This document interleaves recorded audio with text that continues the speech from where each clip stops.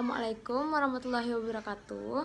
Saya Puja Ramadanita akan mempresentasikan tentang khutbah khusyuf bersama dua teman saya, yaitu Diandra Mutiara Hapsari dan Salsa Aulia Rahma.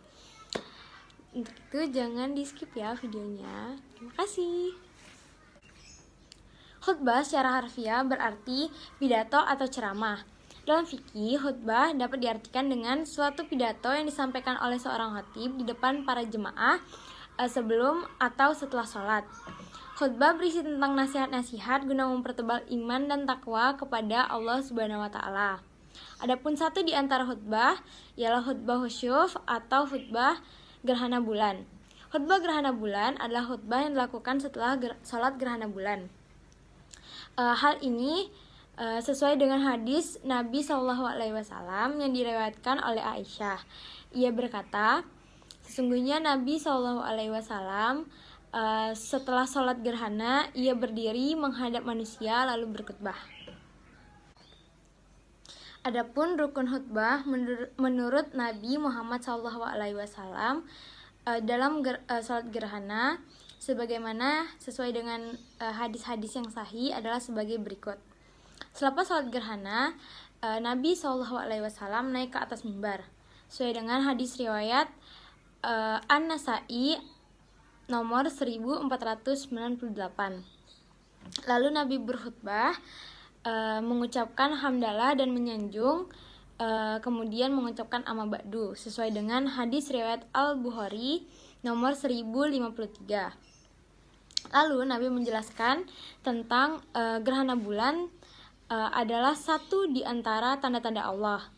Gerhana terjadi bukan karena kematian atau kelahiran seseorang. Lalu beliau memerintahkan kita untuk berzikir kepada Allah, bertakbir, membebaskan budak, beristighfar, dan berdoa. Beliau juga memerintahkan untuk bersegera sholat ketika terjadi gerhana dan menyelesaikan sholat ketika sampai gerhana selesai. Hadis riwayat Al-Bukhari nomor 1063. Lalu beliau juga menceritakan bahwa beliau melihat surga dan neraka dan ngerinya siksa api neraka, dan kebanyakan penghuninya adalah wanita. Beliau juga menceritakan tentang fitnah dan siksa kubur. Beliau juga menceritakan tentang hal-hal yang membuat manusia takut dan mengingat Robnya, sebagaimana hadis-hadis lain yang syahih. Dalam istilah fuqaha dinamakan kusuf, yaitu hilangnya cahaya matahari atau bulan sebagian dan perubahan cahaya yang mengarah ke hitam atau gelap. Ada pula yang mengatakan kusuf adalah gerhana matahari dan khusyuf adalah gerhana bulan.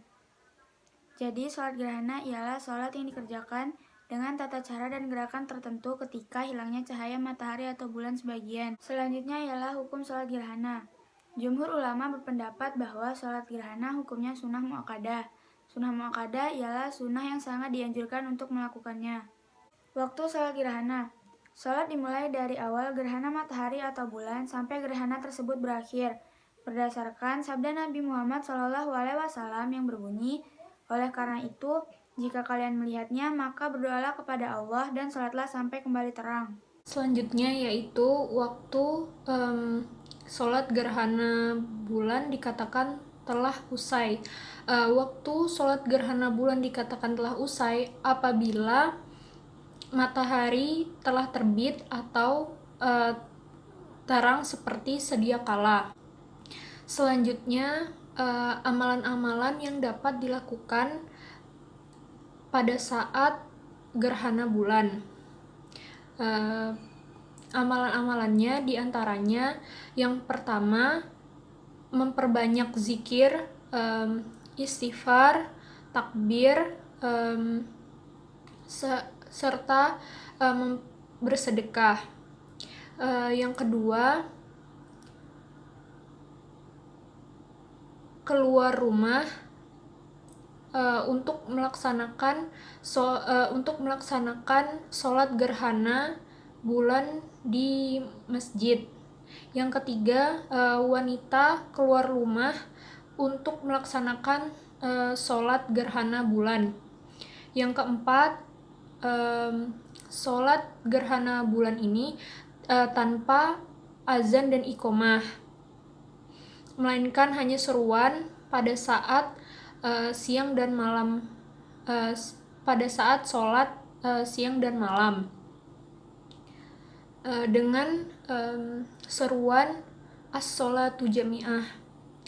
Lalu yang terakhir berkhutbah setelah sholat gerhana bulan. Yang terakhir tata cara sholat gerhana bulan. Yang pertama-tama bertakbir, lalu membaca doa iftitah, lalu berta'awuz, lalu membaca surah Al-Fatihah yang dilanjutkan dengan surah yang panjang seperti Al-Baqarah. Lalu ruku dengan ruku yang panjang. Lalu i'tidal sambil mengucapkan Sami Allahu liman hamidah. Lalu membaca surah Al-Fatihah yang dilanjutkan dengan surah yang panjang namun lebih pendek daripada surah yang pertama. Lalu dilanjutkan dengan ruku yang panjang namun lebih pendek daripada ruku yang pertama. Lalu dilanjutkan dengan i'tidal sambil mengucapkan Sami Allahu liman hamidah, lalu sujud, lalu duduk di antara dua sujud, lalu sujud lagi, lalu berdiri, lalu melakukan hal yang sama seperti rakaat pertama. Setelah itu khatib atau imam pun melakukan khutbah.